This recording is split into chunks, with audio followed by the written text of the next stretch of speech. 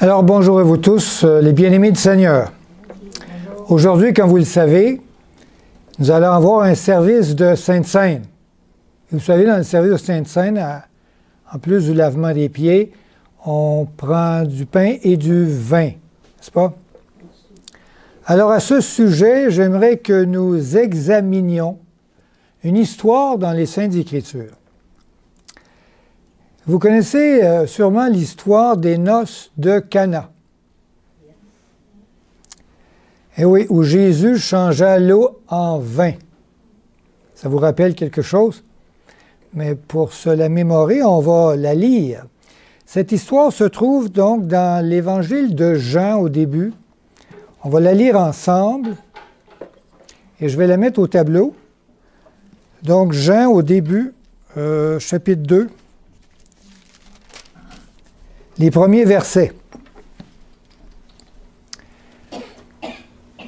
Jean 2, 1. Il y eut des noces à Cana, en Galilée. La mère de Jésus était là. Et Jésus fut aussi invité aux noces avec ses disciples. Le vin ayant manqué, la mère de Jésus lui dit, « Ils n'ont plus de vin. » Jésus lui répondit, « Femme, qu'y a-t-il entre moi et toi? Mon heure n'est pas encore venue. » Sa mère dit au serviteur, « Faites ce qu'il vous dira. » Or, il y avait là 6 vases de pierre, destinés aux purifications des Juifs et contenant chacun 2 ou 3 mesures. Jésus leur dit, « Remplissez d'eau ces vases, et ils les remplirent jusqu'au bord. Puisez maintenant, leur dit-il, et portez-en à l'ordonnateur du repas, et ils emportèrent. » Verset 9. Quand l'ordonnateur du repas eut goûté l'eau changée en vin, ne sachant d'où venait ce vin, tandis que les serviteurs qui avaient puisé l'eau le savaient bien, il appela l'époux et lui dit, « Tout homme sert d'abord le bon vin, puis le moins bon après qu'on s'est enivré. Toi, tu as gardé le bon vin jusqu'à présent. » Tel fut à Cana en Galilée le premier des miracles que fit Jésus. Il manifesta sa gloire et ses disciples crurent en lui. Un mariage devait avoir lieu à Cana en Galilée, une petite ville au nord de Nazareth. Donc vous avez donné une carte, ça c'est la Judée, la Samarie, puis un petit peu en haut, il y a la Galilée. Jésus, il vient de quelle région? C'est un Galiléen, n'est-ce pas? Il vient de Nazareth. Donc Nazareth est ici, le Cana est un petit peu en haut, à peu près 15 km. Ça se fait bien à pied. Vous faites ça, 15 km à pied? Dans ce temps-là, ça se faisait bien. Et ici, on a la mer de Galilée. Jérusalem est ici. Pour vous situer, ça peut vous aider. Les fiancés étaient de la parenté de Joseph et Marie.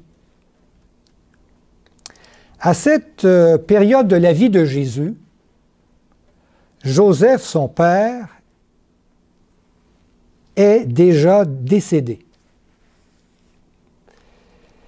Donc Marie y alla donc seule et accepta de participer aux préparations de la noce. Jésus, lui, ne vivait plus avec sa mère depuis quelque temps, à peu près 2 mois. Il avait quitté le nid familial. Il venait de se faire baptiser par son cousin Jean-Baptiste. Et il avait, à la suite de cela, passé 40 jours dans le désert à jeûner et à se battre avec, au fait, des esprits méchants qui essayaient de le faire tomber. Donc Jésus venait aussi, après cette expérience, tout juste de former un groupe de disciples. Et Jésus n'avait pas encore fait aucun miracle. On brosse la situation, n'est-ce pas? Il était informé que cette réunion familiale, il y aurait sûrement dans cette réunion beaucoup de personnes importantes et influentes, des personnalités de marque qui seraient présentes lors de cette fête. Il savait ça. Mais il décida de s'y rendre et il a monté à Cana avec ses disciples. Il est monté, pas tout seul, ses disciples le suivaient. Cana, vous savez, dans les Saintes Écritures, on dit que c'est la ville dont est né le disciple Nathanaël, si je le prononce bien, était originaire de Cana. Sûrement que Nathanaël était dans le groupe qui a aidé Jésus à se rendre là. C'est le disciple dans lequel il n'y avait point de fraude et que Jésus a vu sous le figuier. On lit ça dans Jean 1, 48.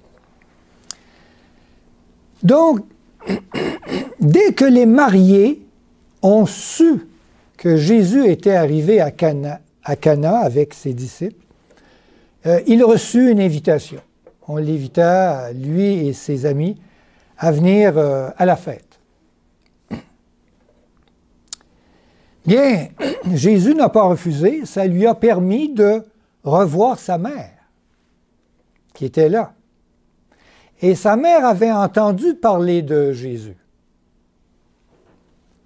Elle avait entendu parler de son baptême. Et qu'il y a eu une manifestation spéciale à son baptême. Et de son mystérieux jeûne dans le désert. Et quand Marie vit Jésus, son fils, elle le reconnut à peine. Tellement il avait changé. Son visage avait maigri, sûrement. Et les souffrances de cette expérience avec Satan. Mais son visage portait aussi des traces d'une céleste gloire, n'est-ce pas, d'unité avec Dieu.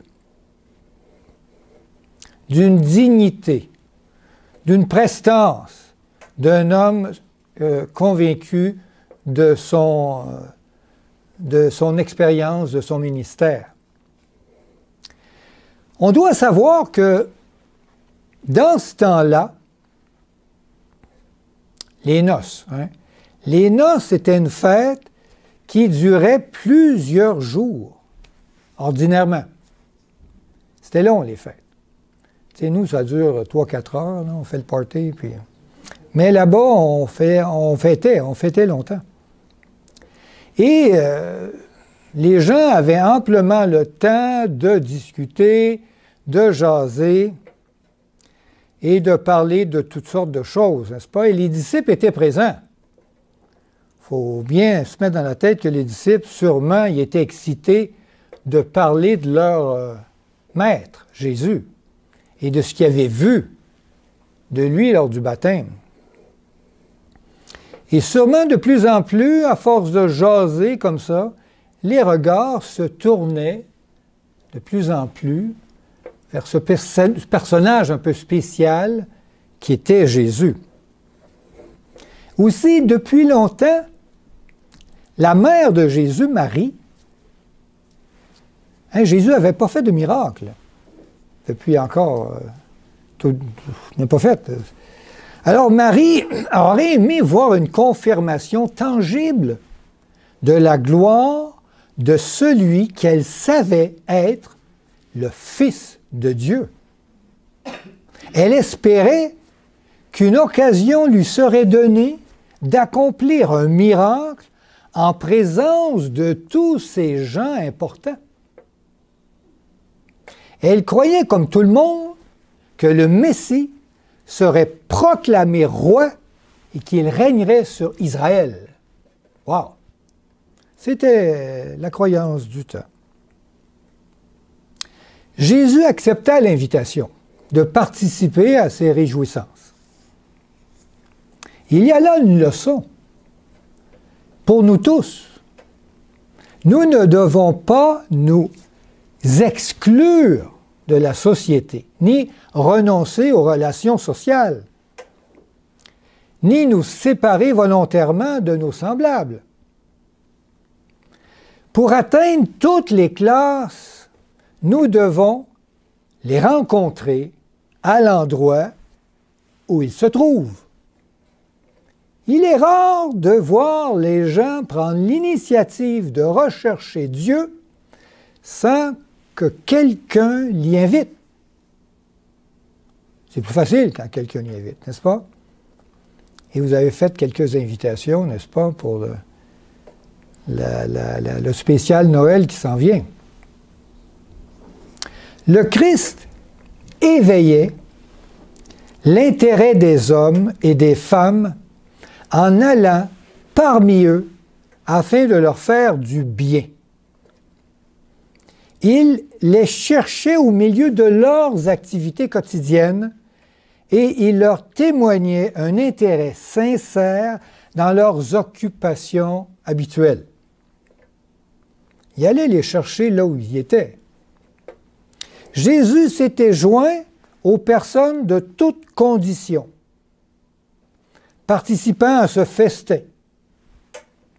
Et bien qu'aucune ombre de mondanité n'ait terni sa conduite, il avait cependant approuvé cette fête par sa présence. Jésus censurait l'intempérance, les dérèglements, et cependant il était sociable. Il acceptait aussi bien de partager le repas avec les nobles, les grands, que celui des pauvres et des affligés. Il ne tolérait aucune scène de débauche, mais il était content de participer aux plaisirs innocents. Le spectacle solennel et frappant d'un mariage juif, empreint de charme et de joie, il y avait des chants sûrement, puis de la musique, ne déplaisait pas au Fils de l'homme. Donc, après quelques jours de festivités, l'histoire dit, il commença à manquer de vin. À cette époque, manquer de vin était synonyme d'un grand manque d'inhospitalité. En tant qu'organisatrice de la fête, Marie confia son souci à Jésus. La réponse de Jésus, « Femme, qu'y a-t-il entre toi et moi? Mon heure n'est pas encore venue »,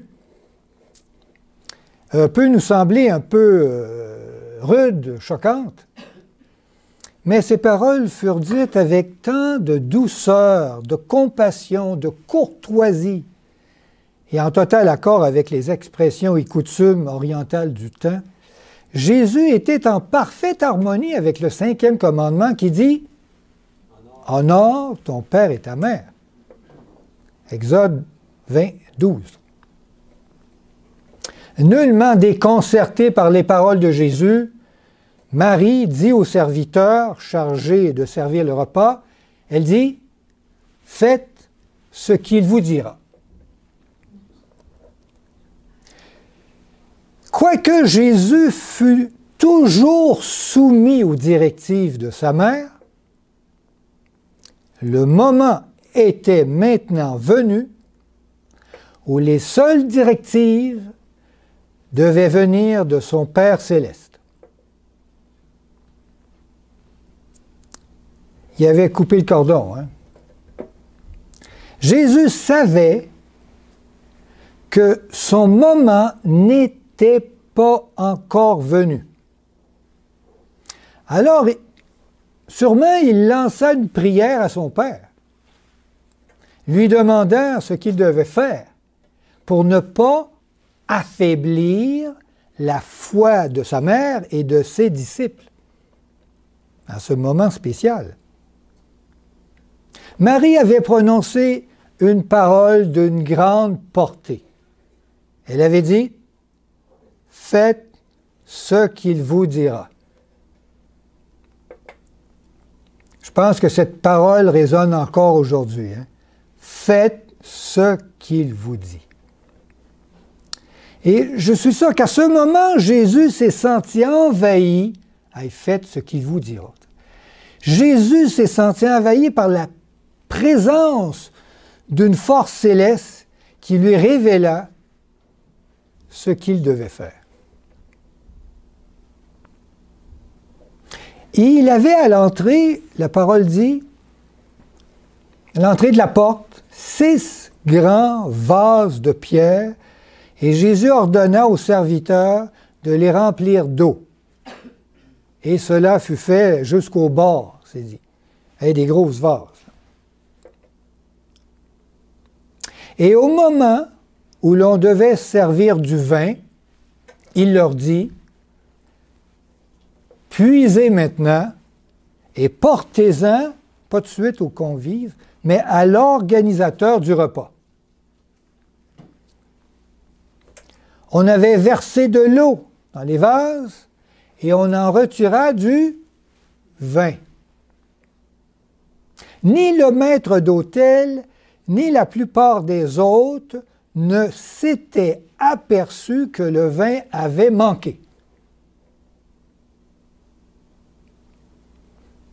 Et ayant goûté ce vin que lui apportaient les serviteurs, le maître d'autel trouva meilleur que tout ce qu'il avait bu auparavant.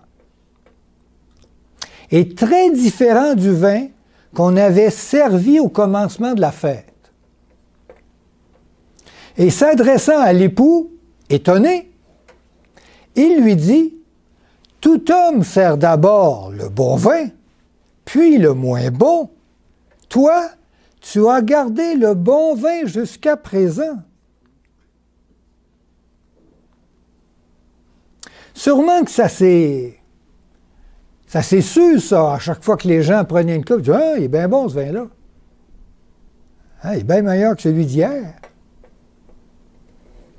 Et les remarques sur la qualité du vin faites par les hôtes du festin firent sûrement naître des questions qui incitèrent les serviteurs, eux, ils savaient d'où venait le vin, à raconter le miracle.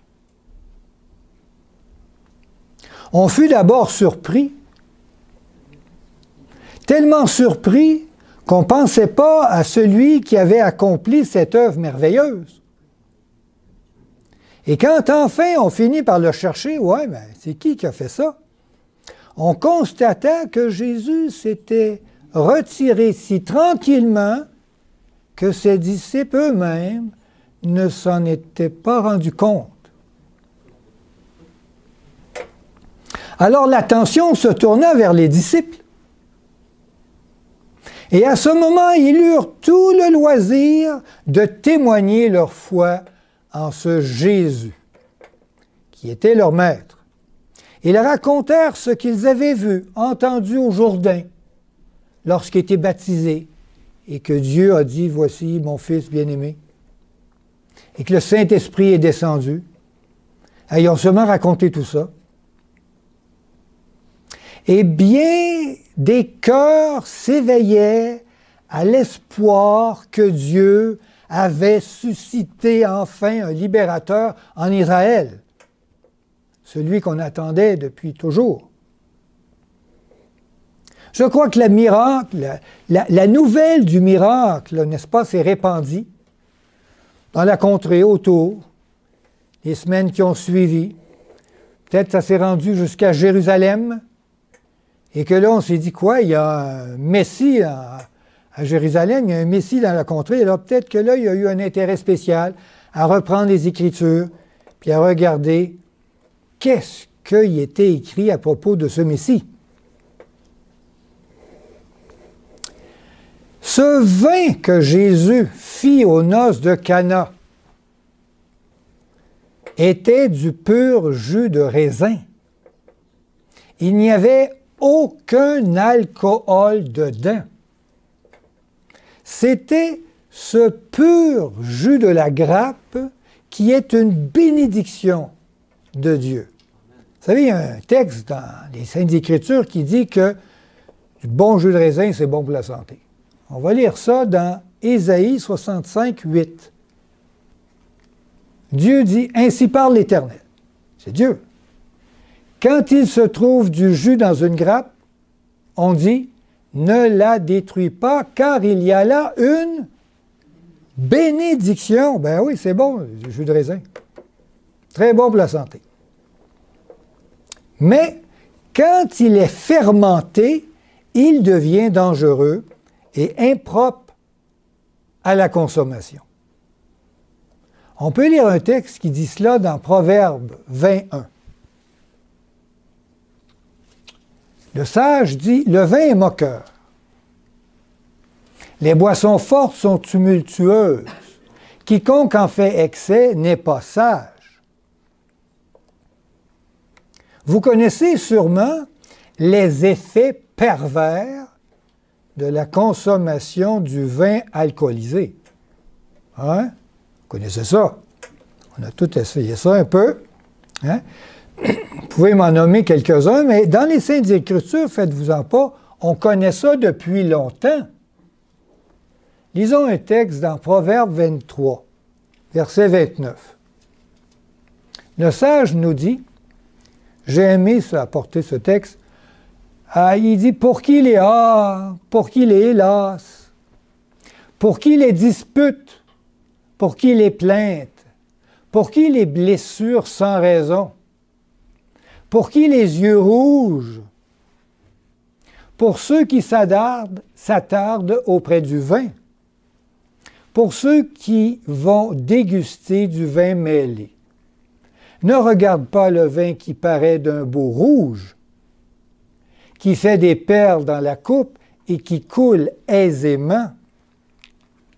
Il finit par mordre comme un serpent et par piquer comme un basilic. Vous savez qu'un basilic, quand ça pique, on meurt. C'est un serpent venimeux. Tes yeux se porteront sur des étrangères et ton cœur parlera d'une manière perverse. Ça a des effets très néfastes. Hein? Tu seras comme un homme couché au milieu de la mer. Hein? Ça brasse. Hein? Comme un homme couché sur le sommet d'un mât. Faut pas entrer. Hein? On m'a frappé. Je n'ai point de mal. On m'a battu. Je ne sens rien. Quand me réveillerai-je? J'en veux encore. On connaît tous ces effets, n'est-ce pas? Le vin de Cana n'était pas fermenté. La Bible réprimande toujours l'usage fermenté du vin. Et Jésus n'a jamais contrevint à cette règle. Il y a beaucoup d'exemples dans la Bible où Dieu nous demande de ne pas consommer de vin mêlé avec de l'alcool. Il y a l'exemple de la mère de Salomon. On peut lire ça dans le livre des Juges, 13-14. L'ange dit à la mère de Salomon, c'est son mari, je pense, elle ne goûtera d'aucun produit de la vigne. Elle ne boira ni vin ni liqueur forte, et elle ne mangera rien d'impur. On se rappelle aussi l'exemple d'un homme du temps de Jésus, Jean-Baptiste. On peut lire ça dans Luc, 1, 15. Car il sera grand devant le Seigneur. Il ne boira ni vin ni liqueur enivrante, et il sera rempli du Saint-Esprit dès le sein de sa mère. Voulez-vous être rempli du Saint-Esprit? Dieu dit, on enlève les boissons alcoolisées. Dieu avait même dit au roi et aux princes, aux prêtres, de ne jamais boire d'alcool. On peut lire 2 textes à ce sujet.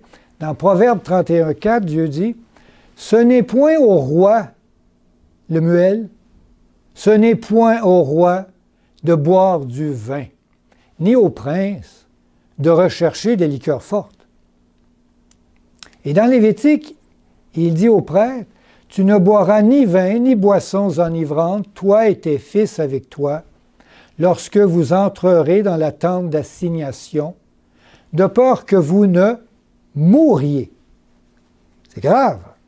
« Ce sera une loi perpétuelle parmi vos descendants. » Il y a même une malédiction pour tous ceux qui boivent des boissons alcoolisées. Je pense que là, ça devient assez clair. On peut lire ça dans Ésaïe 5, 22.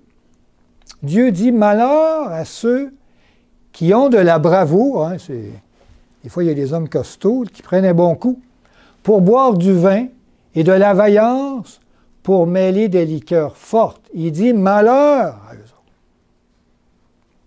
Malédiction. Satan entraîne les hommes vers des plaisirs qui obscurcissent la raison et le sens moral des choses. Mais lui, le Christ, il désire éveiller la conscience des choses, surtout des choses de Dieu. Jamais Jésus n'aurait placé devant les hommes ce qui pourrait être un objet d'affaiblissement. Pensez-y. On n'en donne même pas aux enfants. Mais pourquoi Jésus a-t-il accepté de faire ce miracle? Lui qui disait « Hey, maman, mon heure n'est pas encore venue. » Je traduis ça dans mes mots. Je crois que Jésus a vu là une opportunité d'enseignement dans le symbolisme de l'eau et du vin. L'eau représentait le début de son ministère par son baptême dans les eaux du Jourdain. Et le vin représentait sa mort, le fin de son ministère, dans le sang de la croix. Oui, le vin non fermenté que Jésus fit aux noces de Cana était une boisson saine et rafraîchissante. C'est ce genre de vin que ses disciples servirent lors de la Sainte Seine qu'ils ont vécue avec Jésus. C'est ce même sorte de vin qui sera bu aujourd'hui, symbolisant le sang de notre Sauveur, du bon jus de raisin. Vous savez, notre simple bon sens nous montrera que le sang du Christ est mieux représenté par du pur jus de raisin pur et naturel que par du vin fermenté et enivrant. Hein? Comment je dis souvent, allume. Le Christ n'a jamais fait de vin fermenté.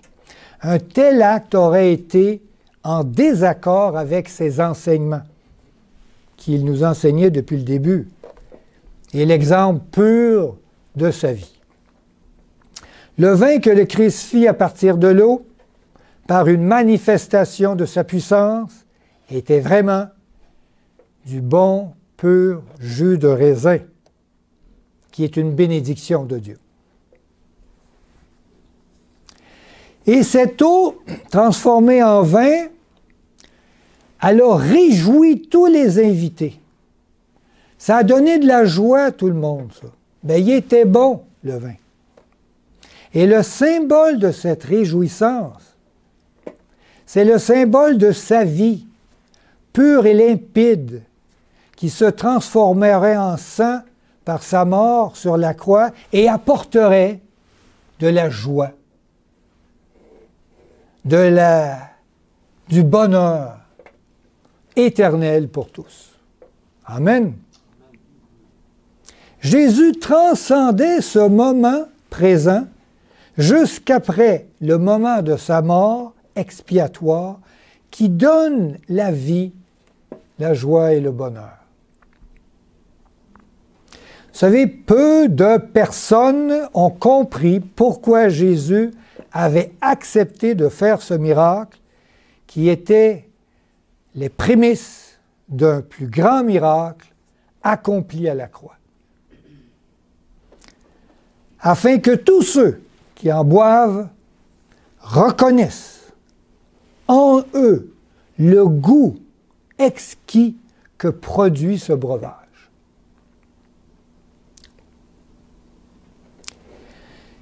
Et toutefois, ce miracle déclencha parmi la population une réflexion soulevant la question: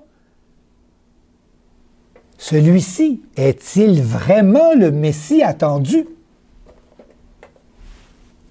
Aujourd'hui, parmi nous, ce miracle saura-t-il attirer votre attention sur celui qui offrit sa vie pour notre bonheur? Serait-il vraiment le Messie? Si rien que ce miracle a fait soulever cette question, j'espère qu'aujourd'hui on en est convaincu. Amen. Aujourd'hui, nous allons prendre de ce vin qui représente la mort de notre Sauveur Jésus-Christ.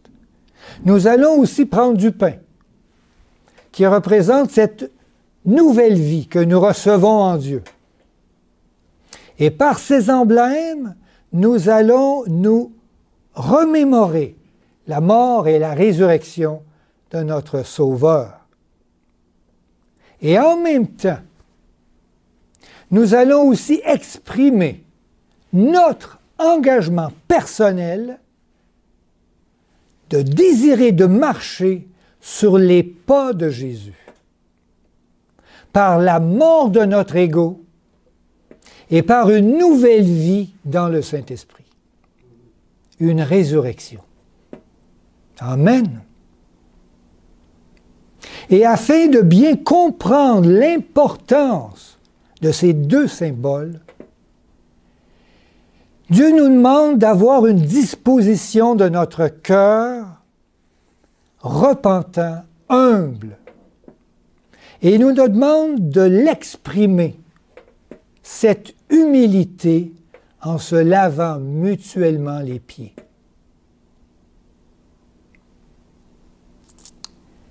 Et dans cet exercice qu'on va débuter, je laisse Sébastien vous expliquer la procédure, alors que Dieu nous garde dans la compréhension de toutes choses, pour sa gloire. Amen.